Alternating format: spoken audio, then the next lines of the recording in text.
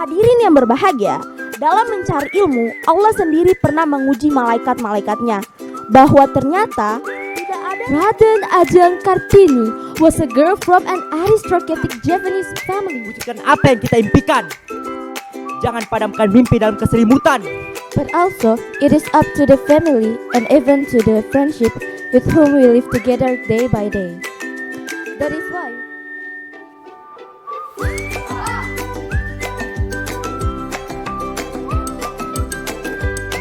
Contoh kepada kami membuka diri untuk memberikan suri toladan kepada sekolah-sekolah karena terutama. Assalamualaikum warahmatullahi wabarakatuh. Selamat sore, salam sejahtera bagi kita semua. Om Swastiastu, Namo Buddhaya, salam kebajikan. Halo pendengar dan penonton RRI Net yang ada di rumah maupun di studio. Bersama kami bertiga di segmen Dunia Anak.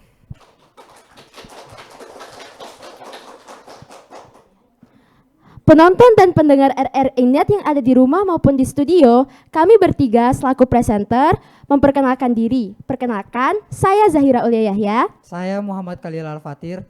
Saya Anissa Fitria Maharani akan menemani kalian semua di sore hari ini. Apa saja nih yang akan ditampilkan oleh siswa-siswi SMP Negeri 1 Toli-Toli? Yang akan ditampilkan adalah open pidato, storytelling, puisi, public speaking, taekwondo, dan pomsai serta menari. Wow, pasti keren nih. Tentu Jelas dong, SMP 1 gitu loh. Ya. Baiklah teman-teman, tanpa membuang-buang waktu, kita langsung saja masuk ke penampilan yang pertama, yaitu pidato dari siswi SMP Negeri 1 Toli-Toli, Akila Rahmadani. Kepada Akila, kami persilakan. Hadirin yang saya hormati, dalam kesempatan yang berbahagia ini, marilah kita bersyukur kepada Allah Subhanahu wa Ta'ala atas segala nikmat serta hidayahnya yang telah dicurahkan kepada kita semua, sehingga pada kesempatan kali ini kita bisa hadir dalam acara Dunia Anak. Hadirin yang berbahagia, dalam mencari ilmu, Allah sendiri pernah menguji malaikat-malaikatnya bahwa ternyata tidak ada seorang pun di dunia ini yang mempunyai ilmu pengetahuan kecuali hanya Allah. Dan sebagian ilmu pengetahuan itu dimiliki hanyalah titipan dari Allah. Bahkan malaikat pun tidak akan memiliki ilmu pengetahuan selain apa yang telah diajarkan kepadanya. Oleh karena itu, kita tidak boleh sombong dengan pengetahuan yang kita miliki. Bahkan dengan apapun yang kita miliki sekarang, kita tidak boleh sombong. Hadirin yang saya hormati, Sebagian dari keutamaan mencari ilmu adalah dimudahkan serta dibimbing melalui jalan menuju kebenaran. Betapa pentingnya orang yang menuntut ilmu, sehingga diberikan ilmu pengetahuan yang sangat luar biasa. Peranan para tenaga pengajar jugalah sangat penting, sehingga orang yang duduk bersamanya untuk menimba ilmu pengetahuan darinya, walaupun hanya 1 jam sahaja, itu lebih disukai oleh Allah daripada orang yang beribadah 1000 tahun lamanya. Hadirin yang saya hormati, demikianlah pidato yang dapat saya sampaikan. Mudah-mudahan dapat memberikan manfaat bagi kita semua. Saya akhiri dengan ucapan wabillahi taufiq wal hidayah. Wassalamualaikum warahmatullahi wabarakatuh. Wah, Keren banget nih. Bagaimana, tepuk tangan dong. Tepuk tangan lagi dong. Gimana tadi penampilannya? Keren ya? Keren banget dong. Judul pidatonya apa nih, Akila? Judulnya tentang pendidikan dong. Oh, kira-kira berapa lama nih persiapannya? Persiapannya sih cukup lama ya. Oke, terima kasih Akila. Selanjutnya penampilan dari Zahira Ulia Yahya, yaitu storytelling. Kebetulan orangnya ada di sini nih. Wah, udah jago MC, jago storytelling lagi. Iyalah, murid SMP 1 gitu lah. Kepada Zahira kami persilakan. Hello everyone, my name is Zahira and today I'm going to deliver you the story about a hero determined to fight for women in Indonesia. Can you guess? Yes, she is Raden Ajeng Kartini. And now I'll tell you a story about Raden Ajeng Kartini. And the story goes like this. Raden Ajeng Kartini was a girl from an aristocratic Javanese family. She was the daughter of the regent of Jepara, Raden Mas Adipati Aryo Sosroningrat. Her mother was Ngasirah, the first wife of Sosroningrat, who was not from a noble family. Little Kartini grew into a cheerful girl. She played with others normally and studied in Dutch school ELS. Since childhood, Kartini always shown a strong character. Until one day, her stepbrother pulled her by force from her mother's room. Release me! Release! Mom, help me! Go here, you! Not mom! You are the regent's daughter! Let's sleep in my house! Yungasira is not a maid! She's her mother! She shouted hysterically. Suddenly, her father came. What's happened? After heard the explanation, her father allowed her to sleep with her mother. But that was the last time she had the freedom of choice. And it was at this time she had secluded at home, as known as dipingit, a common practice among Javanese nobility. She was not allowed to leave house, just prepared to marry a stranger that she had never met. Kartini was very desperate in her Silesian life, until one day, her beloved brother, Raden Mas Sosrokartono, wanted to speak with her before leaving for the Netherlands. Hi, I have a present for you. What present? If you can make me not become a Raden Ayu, that will be the best gift for me. Make peace with the situation. Your body can be crushed by the ground and burned by the fire, but your mind has no time to leave it. I have a key. Her brother gave her a key and told her to enter his room. It was a key to his bookcase, which would open Kartini's world. Taking it away from the narrow seclusion of her cage, Kartini was truly free. Her enthusiasm for learning was constantly driven by her brother's motivation from the Netherlands via a letter. My dear Kartini, I'm glad you finally get your freedom, but what you get now is meaningless if it's only for yourself. You have to share it. Remember, change cannot be made alone. The initiative to share knowledge was actually implemented after her two younger siblings, Kardina and Rukmini, were then also secluded too. Kartini immediately shared her enthusiasm for learning with them. The idea of equality between men and women began to emerge, and this was fully supported by her sisters. They all knit and studied endlessly. Dear friends, lucky for them, the Dutch family of Oving saw their talents and facilitated Kartini to publish her writings, which would be shared and read in the Netherlands. They accommodated handicraft and batik done by Jepara people and designed by three of them. They were more confident with their father's permission. They were allowed to invite and teach girls to learn reading and writing. Come on girls, come on, sit down there. Well, today we will study about the Dutch alphabet. This is the Dutch alphabet. The first is capital A, and this one is A. They give their region a reason to strive for more. But when it was time to get married, they could not oppose it. Kartini was married to Aryo Singgi Jojo Adiningrat, the regent of Rembang, as the second wife of him. It was against her wishes, but her husband supported her ideology.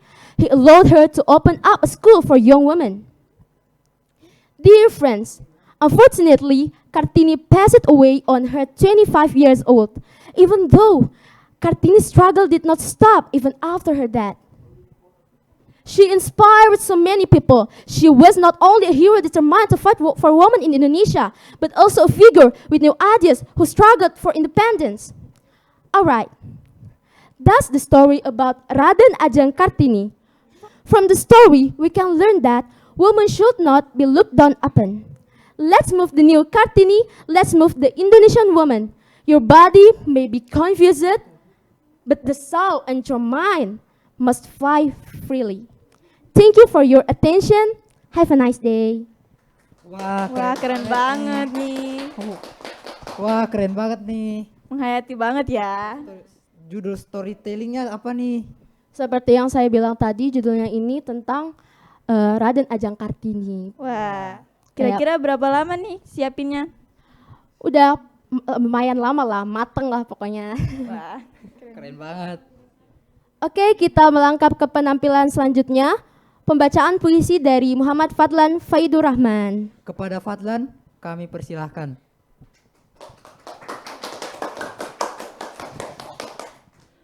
Assalamualaikum warahmatullahi wabarakatuh. Kali ini saya akan membacakan puisi bertentang bangunkan mimpi.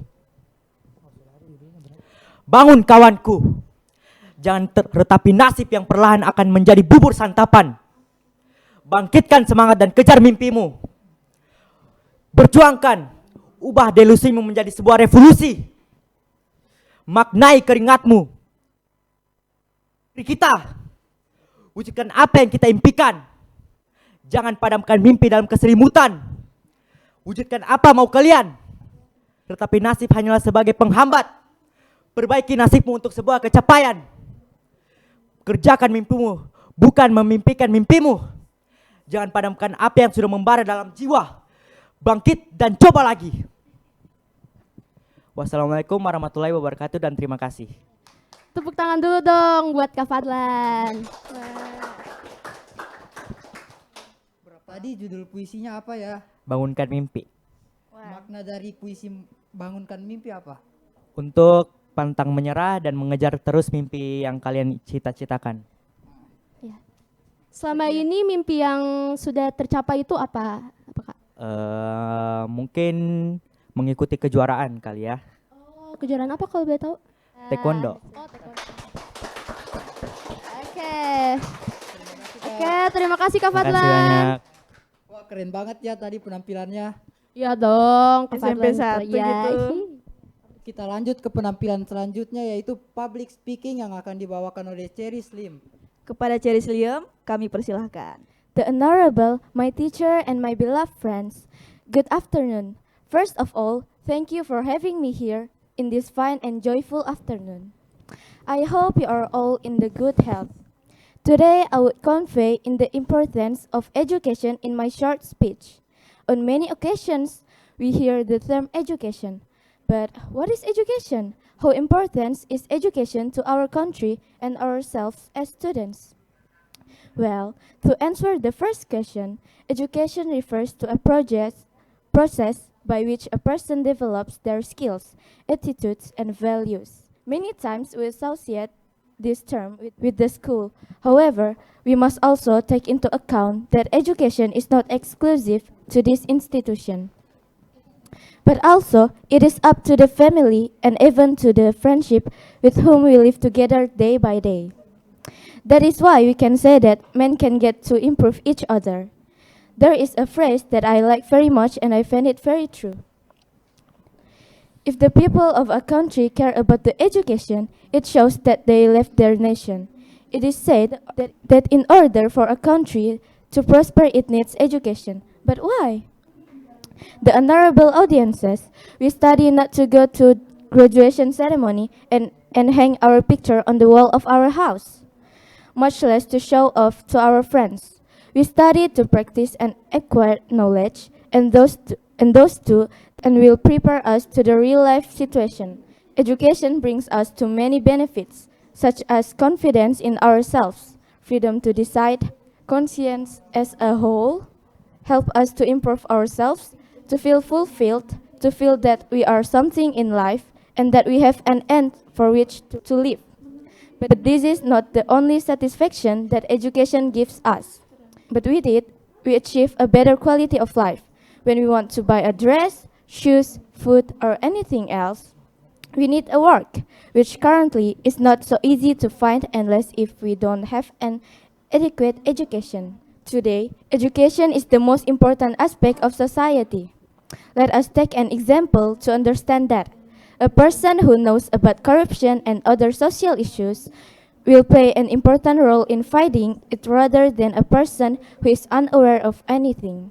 Education provides an individual with opportunities to prove themselves in society and be successful in the future.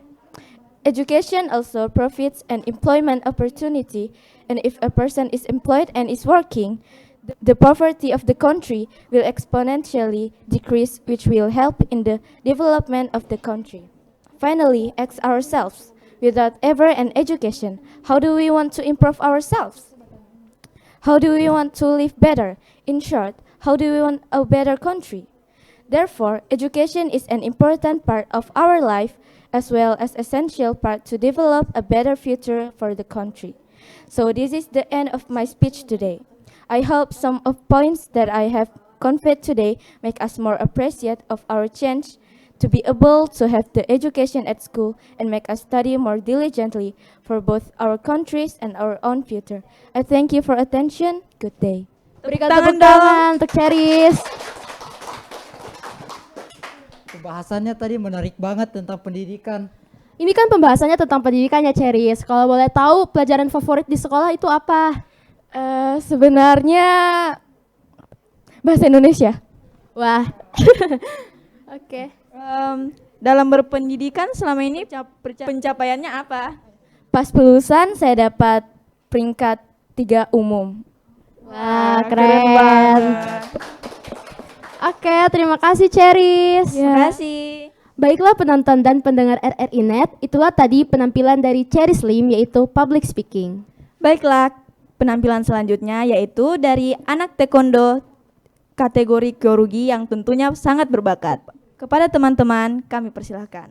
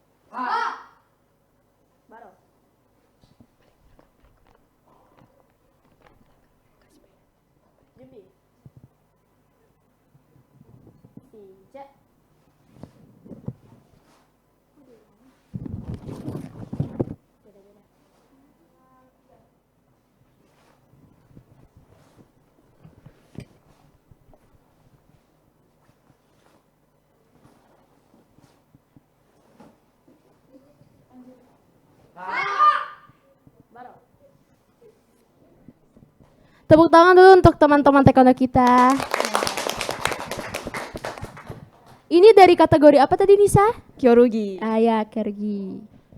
Kita lanjut ke penampilan selanjutnya dari kategori Pomse. Oke.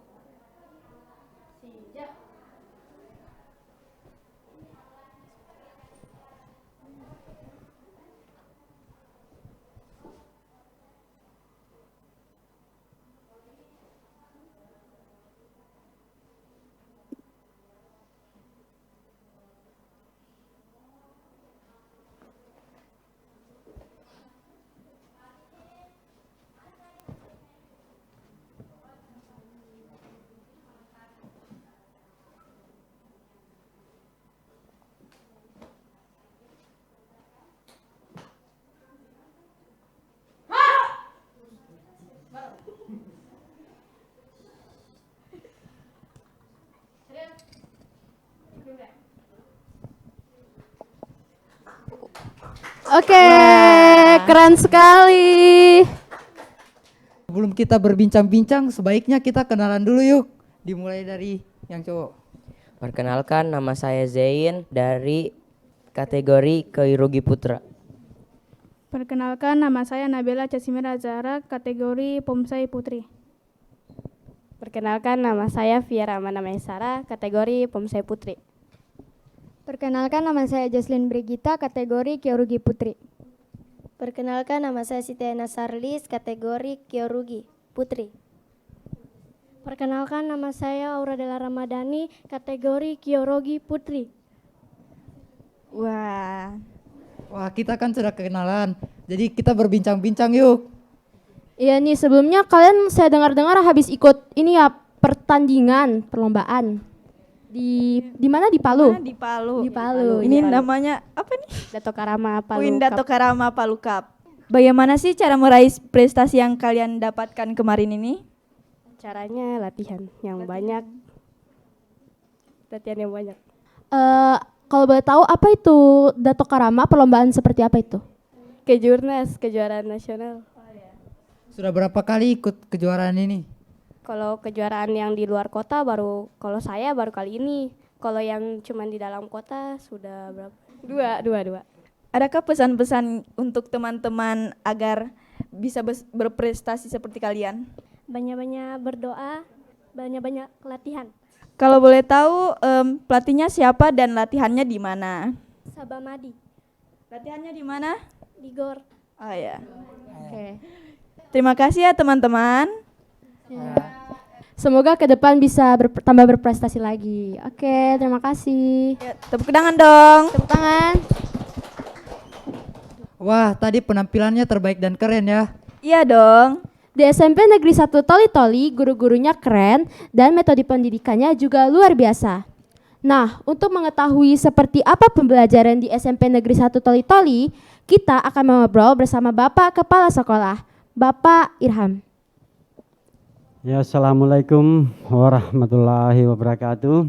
Waalaikumsalam warahmatullahi wabarakatuh. Puji syukur kehadirat Allah Subhanahu wa taala, kita sudah berkumpul semua di sini. Mengenai pertanyaan tadi Adik, bagaimana keadaan pembelajaran di SMP 1 ya. Jadi kami mengikuti metode apa yang sudah ada dan juga terus kami mengembangkan metode baru, termasuk mengikut sertakan para anak-anak didik, siswa-siswa SMP Negeri 1 ini agar supaya mereka punya prestasi cuma tidak di tingkat daerah, sampai keluar pun di tingkat provinsi bahkan di tingkat nasional. Nah, hari ini kami aspirasi merasa sangat berterima kasih setinggi-tingginya kepada RRI yang telah memfasilitasi kami untuk dapat menampilkan anak-anak kami untuk berekspresi di dalam dunia seni dan bakat. Hal ini pun patut menjadi contoh buat pemerintah setempat, terutama dinas-dinas yang terkait seperti Dinas Pemuda dan Olahraga, Pariwisata, Pemberdayaan Anak. Itu kan dinas-dinas yang terkait terhadap persoalan anak-anak. Jadi kami mohon yang sedalam-dalamnya agar supaya semua yang kami katakan tadi melibatkan diri, memperhatikan anak-anak kita ya, termasuk di dunia pendidikan di sekolah-sekolah. Ya, hal ini agar supaya ke depan kita bisa lebih maju. Anak-anak SMP 1 ini termasuk anak-anak yang cerdas. Ya. Kenapa kami gembleng mereka dari sejak dini sampai mereka tamat melepaskan SMP Negeri 1 itu. Jadi terbukti banyak jebolan-jebolan dari anak-anak SMP Negeri 1 ini, kita menelurkan banyak sivitas akademika ini yang menjadi aspirator di luar nanti, yang menjadi pemimpin-pemimpin bangsa di kemudian hari. Olehnya itu kami membuka diri juga terhadap sekolah-sekolah yang ingin mencontoh kepada kami membuka diri untuk memberikan suri toladan kepada sekolah-sekolah, karena terutama SMP 1 ini memang kita kenal adalah sekolah contoh, sekolah yang berstandar standar nasional. Ya, SMP 1 ini sekolah standar nasional satu-satunya di Kabupaten Toli-Toli, artinya termasuk sekolah yang paling unggul lah di antara semua sekolah seperti itu.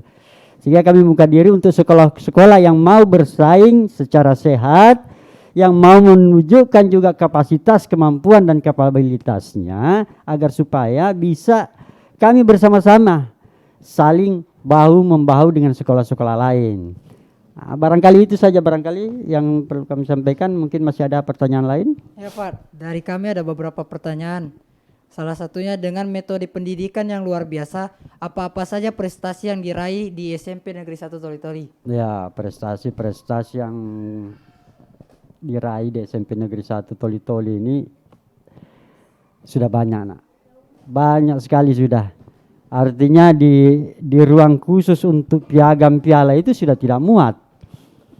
Sehingga terkadang piala-piala yang diberikan ke anak-anak, terkadang kita berikan kembali kepada mereka untuk dipajang di rumahnya. Ya. Jadi sudah setiap tahun itu SMP 1 selalu mengeluarkan atlet-atlet maupun pentas-pentas anak-anak yang berjiwa seni, paduan suara, tari-tarian itu sering kita juara, termasuk gerak jalan, dan kemarin juga paskib yang masuk paskibraka nasional itu ya kita yang keluarkan dari SMP 1 awalnya, yang di gambling dari SMP 1 itu. Dan juga beberapa anak-anak kami yang ikut turnamen taekwondo kemarin di Palu itu hampir rata mereka mendapat medali emas. Ada yang perak. Itu kurang lebih ya 16 atlet itu hampir seluruhnya mereka pulang bawa medali. Nah, ini suatu kebanggaan besar buat kami sekolah SMP Negeri 1, terutama juga bagi pemerintah daerah setempat. Ya, mungkin itu. Iya Pak, ada pertanyaan lagi. Apa sih Pak yang menjadi moto SMP Negeri 1 Toli-Toli, dan seleksi untuk masuk apakah ketat juga? Ya, kalau mau bilang seleksi ya tentunya ya hampir rata itu di sekolah itu untuk penjaringan siswa untuk masuk terjaring ke SMP 1 itu memang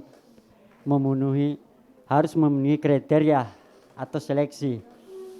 Karena kita jadi artinya dari SD mereka itu harus mengembangkan, memang mereka punya minat bakat, harus berkembang memang semenjak SD. Sehingga di SMP mereka tinggal dipoles. Kemudian kita tambah lagi kemampuan mereka. Jadi memang butuh proses seleksi masuk di SMP 1. Juga sebenarnya sekolah-sekolah lain butuh proses seleksi, tetapi kami SMP 1 itu butuh seleksi memang super ketat. Baru-baru ini kan sementara penerimaan siswa baru ini ya kurang lebih 100-an orang yang kita minta maaf kami tidak terima. Ya, karena memang proses seleksinya itu ketat. Wawancara, verifikasi sampai tes tertulis itu kita adakan. Ya, termasuk yang tidak bisa ngaji itu kita tidak terima itu. Yang beragama Islam. Jadi itu semua proses seleksi SMP 1 itu. Jadi minta maaf yang tidak terjaring itu kurang lebih 100 orang. Dan kapasitas kelas yang kami sediakan juga memang terbatas. Kenapa? Karena ya posisi SMP 1 memang kita ketahui ya seperti itu. Jadi untuk mengembangkan itu butuh dana yang besar juga. Dan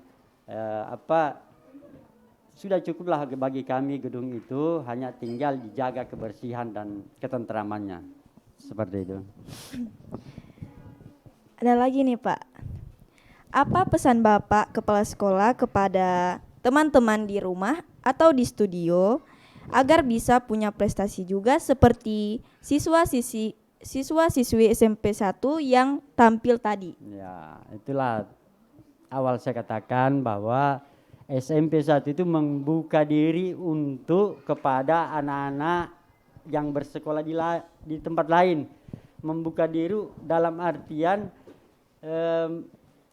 bisa bekerja sama dengan kami antara siswa dengan siswa bisa istilahnya saling memberikan masukan, lebih banyak mencontoh kepada kami yang sekolah-sekolah yang sebelumnya kami ya sudah banyak berprestasi. Sekolah lain itu bisa mengambil apa kiat-kiat dari kami. Kami meluangkan waktu untuk memberikan bantuan-bantuan berupa istilahnya anak-anak ini bisa saling berkoordinasi di luar, saling berteman, ya, dengan guru-guru lebih dekat. Ya itu intinya. Jadi intinya kami membuka diri SMP 1 untuk memberikan kepada sekolah-sekolah yang mempunyai siswa-siswi untuk saling bekerja sama untuk meningkatkan kemajuan bersama. Terima kasih. Ya masih ada lagi barangkali, Dek. Ya sudah Pak, oke makasih Pak. Terima kasih Ya, Pak. banyak. Ya, Terima kasih, Pak. terima kasih. Pendengar dan penonton RRI Net, demikian tadi perbincangan kita dengan Pak Kepala Sekolah dari SMP Negeri 1 Toli-Toli yang terhormat Pak Irham Esos. Oke, tak terasa kita sudah sampai di akhir acara, tapi sebelum penutupan kita akan menampilkan sesuatu yang spesial. Apa ya Halil? Tarian dari siswi SMP Negeri 1 Toli-Toli. Sekaligus kami bertiga pamit. Saya Anissa Fitria Maharani. Saya Muhammad Khalil Al-Fatir. Saya Zahira Ulia Yahya. Kami pamit undur diri. Wassalamualaikum warahmatullahi wabarakatuh. Dan inilah penampilan penari kita. Kepada penari kami persilakan.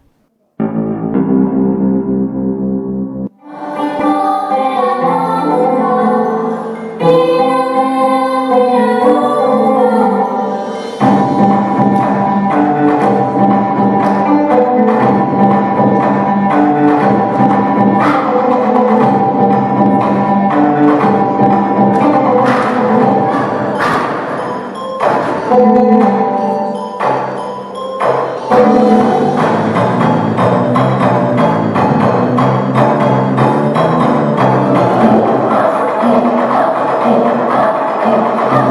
you.